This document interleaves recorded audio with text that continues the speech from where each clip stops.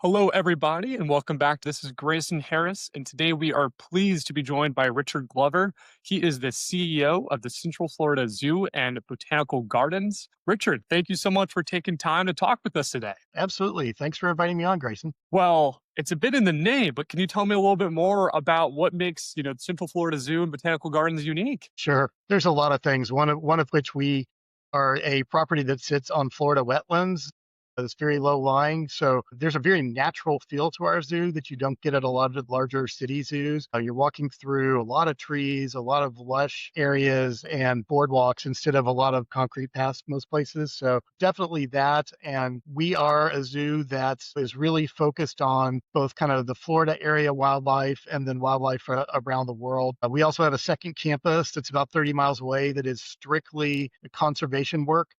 We breed and re-release eastern indigo snakes and striped newts into their native territories, both here in Florida and in Alabama and in Georgia. And I'd love if you give me some more context about a zoo that is structured as a nonprofit. I think a lot of people may not necessarily understand that when visiting your zoo. It's true. So a lot of people think of zoos and assume that they're city run, state run, something like that. And there are some that are like that. But a lot of us are 501c3 nonprofits that are running these zoos. And it's a very interesting model because the zoo is a very expensive business to run. When you look at a traditional nonprofit, you've got your office space and your personnel and the services that you're offering. We also have vet care and food for a lot of animals, many of which at some point in their life, they're aging and may have medical needs that create substantial costs in terms of medications and special food and diet. We also have a dietitian that is a specialist that is a contractor for us that literally looks at the diet for every single animal here, 350 animals, and they all have individual diets. So you can imagine that's not cheap. Yeah, they're eating better than us, huh? They are. Sometimes I want their snacks. Amazing.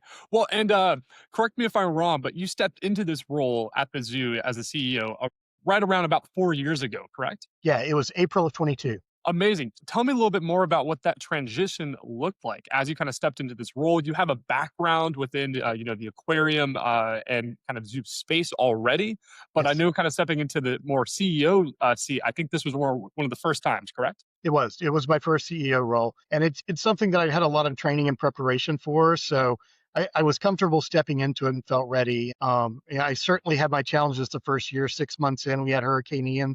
The zoo property flooded. We were closed for 28 days. Trial by Definitely learned fire. real quick to deal with crisis here and things like that. But coming into the role, I think the biggest challenge was I inherited a team where a lot of the people on the team had been promoted because they'd been here a long time and had never been given the professional development and training they needed to really do the positions a lot of them were in. And so it's Hmm. been an interesting transition trying to bring the team to the level that they needed to be, get people individually where they needed to be while keeping the train going the whole time. I love that you brought that up, right? And it sounds like that training, especially that executive leadership training that you received, was so instrumental within your role. And I know a lot of nonprofit organizations, in terms of talent, right? It's difficult to retain and build talent within the nonprofit space.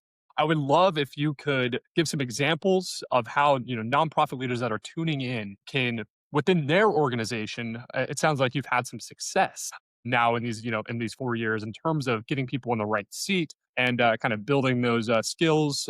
And I think you've even had some people move on as well. So, like, tell me a little bit more about how you're internally thinking about that and how nonprofits can incorporate that into their teams as well. Sure. I think, coming in, I'm a big believer you give everyone a chance on their own. So I sat back for about 6 months, learned the organization. And one of the things I found was this is an organization that had not given professional development to people. It's not an investment they made. And in today's world, your workforce wants that. It's not like the old days where they just wanted their paycheck and go home, or especially in nonprofits. People are here because they believe in a mission and they want to be part of something. Yes, we don't pay as well as some jobs do other places. So we have to find other ways to get people to stay. And we can't just assume that because they believe in the mission, that's going to always be enough. And that's the mistake a lot of nonprofits makes. We decided to invest in trying to give more professional development to our leadership and not just we'll send you to a conference, but actually bringing people in to do professional development. The second year I was here, we brought in someone to do communication training with the leadership staff. And it was fantastic. I mean, it opened a lot of eyes for people. It was the first time that that investment had been made in people.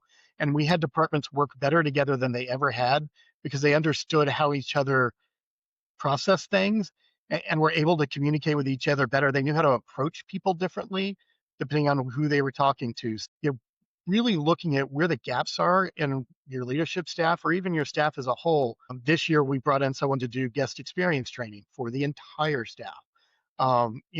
Looking at where those gaps are and figuring out what can you do to help that. And some of that is bringing people in, and that's costly. I mean, it's sending to people to conferences is costly. So for most of us nonprofits, you really have to look at price and figure out and prioritize. But also, there are things out there that aren't expensive. In our area, your library system, if you go and get a library card, you automatically get free LinkedIn Learning. So then we Oh, can create a path for people like young leaders. Here are things you can take on LinkedIn Learning to accelerate your learning about having hard conversations and different things that can be individualized, and we're actually not spending any money on that. So there's a lot of different ways to attack this. And I think depending on the size of your nonprofit, you have to look at that differently. But certainly, the first thing you've got to do is look and go, where do we have gaps? Whether it's individually within the leadership team or whether it's as a whole, as a group. And you have to be right. honest. You can't have the rose-colored glasses go, oh no, we're great. That's everybody can improve. Understood. Thank you very much for that answer. And a follow up to that, and something that came to my mind: how do you view incentivizing this learning and this engagement and these building of skills? Right, because it's going to be a benefit, obviously, for the organization, and obviously, getting the extra skills will be a benefit for the workers too. How do you go about though incentivizing them to do those LinkedIn learning courses? So we've been very fortunate so far. We've actually been having this conversation internally for the last few weeks about incentivizing because we do know at some point we'll need to. We haven't been because we haven't needed to. I mean, the Okay, truth is at pretty much all levels, our teams are really wanting more professional development, more opportunities to learn. And when we do our annual employee survey, a lot of the things we survey about are, you know, what would you like to see in terms of professional development? got What it. would make you feel included here? And as we did that, we really started to learn they do want more opportunities. And some of those are job shadowing that they can do here on site. I want to understand what another team does. I want to Yay. go to another institution and see what they do so I can bring that information back. We haven't had, for our team so far, for the most part, getting the training and the opportunities has been the incentive. But when you do get to a lot of the online learning and the things that start to become very this again, More yeah, then you do have to look at how do we incentivize it? What do we do with that?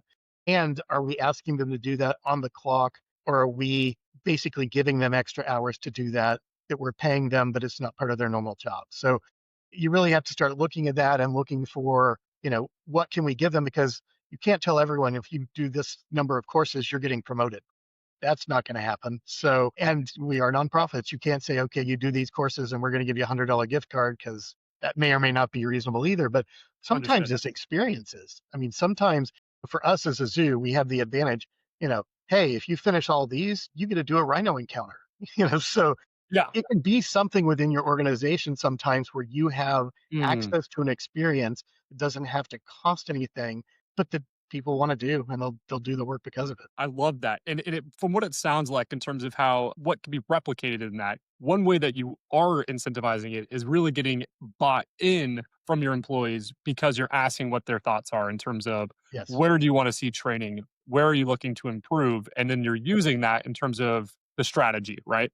So I think in terms of a way that nonprofits can replicate it, that's something that comes to my mind right off. Yeah, and I think that's a really important thing. I mean, I think, when I came into this organization and we started doing our surveys, first survey we did, we realized there were some comments around feeling included at work, feeling heard, policies, even dress policies and things like that people didn't love. And we did a follow-up survey that year specifically on inclusion because we realized how important that is. I mean, in today's workforce, people want to feel like they can be their authentic selves and be accepted and respected and appreciated. And so, we see that in two ways. We see that for our team, we see that for our guests too, because our community needs to feel the same way. As a zoo, we have this great opportunity.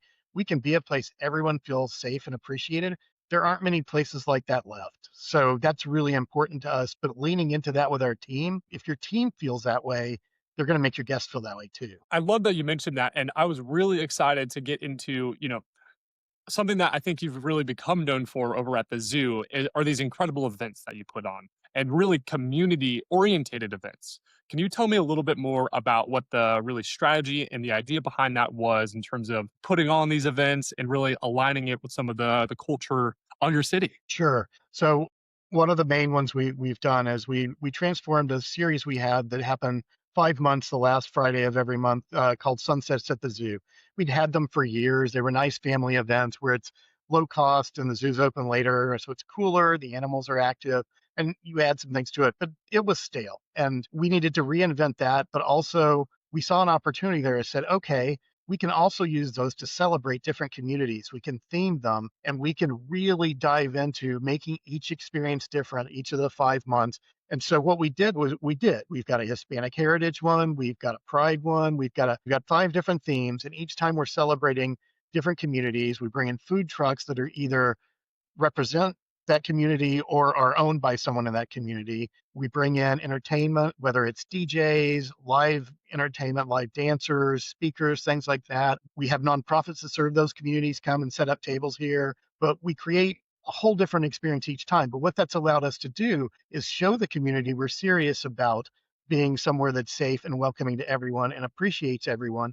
And it's opened up audiences that don't necessarily feel invited somewhere unless you expressly invite them. And there are a lot of groups that don't feel like I belong somewhere unless someone says, hey, come here, you belong here. And so that's allowed us to do that with some communities, to really build some relationships with them, which has been great for the community, but also it's been great for us because a lot of those people will come back at other times for other events and other things. And some of them end up coming to all 5 of those sunsets just to experience the different food, the different cultures, and it's exposing people because they're low cost events that are accessibility events for the community. It's also exposing people that came just for the low cost to all these other communities so they can appreciate. And our team, we have a lot of members of those communities on our team. It gives them so much pride to be able to welcome the people that they feel aligned with into the zoo and celebrate them. So it's been really good for the team. It's been good for the community. And it's just, I mean, our attendance on those has more than doubled. It's just been phenomenal success. I really appreciate that context. And as I kind of look on your site, like there's the Asian Lantern Festival that's coming up. You also have the Zoo Boo Bash, which I think is y'all's big Halloween event. Can you tell me Yep. a little bit more about that? Sure. I mean, that one's pretty much what you'd expect. It's a kid-friendly event, lots of candy. As a zoo, we have some opportunities to do some fun things. So our keepers do a lot of creating decorations and enrichment that we put in the animals' enclosures. And so you'll have things decorated from Halloween, but also things that then are an additional way to enrich the lives of the animals in their days and make them more interesting. So they may take a box and, really decorate it up for Halloween and put it in the exhibit of a big cat, and that big cat will tear that box apart, and it'll jump in that cat like or that box like your house cat. But it gives them something fun, and it's great for the guests to watch. It's so much fun. It's fun for our keepers to do those things and watch people interact with them. It's good for our animals. So, in addition to all the kind of normal things you'd have at a Halloween event, you've got that extra twist to it, which I think is a really nice way to get people engaged. And then we have the opportunity to tell them about the animals and the importance of why they're here. I absolutely love that. And if you could, as we come to an end, give a final piece of advice for our nonprofit audience listening in, what would that be? I think just, really listen. A lot of times as nonprofits, we make the assumption we know what our audiences need, we know what our employees need. Take that time to ask. Take that time to listen. I learned a long time ago, if I think I'm the smartest person in the room, I'm missing out on the best ideas.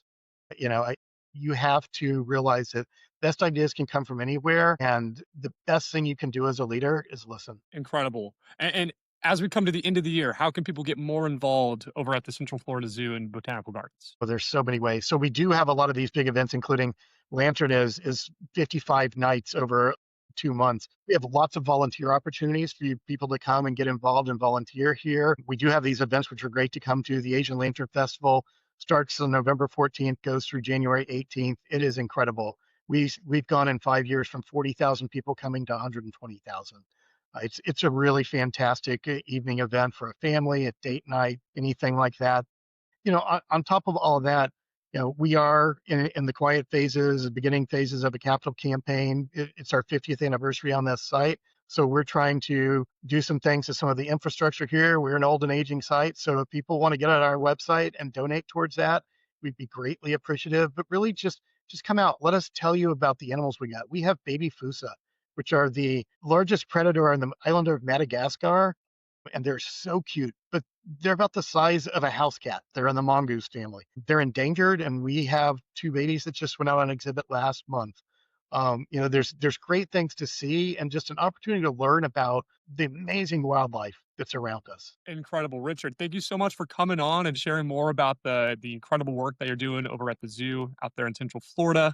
And thank you for giving this incredible advice for our nonprofit audience as well. Thank you, Grace. I appreciate the opportunity, and I look forward to hearing advice from other people on your podcast for sure. Amazing.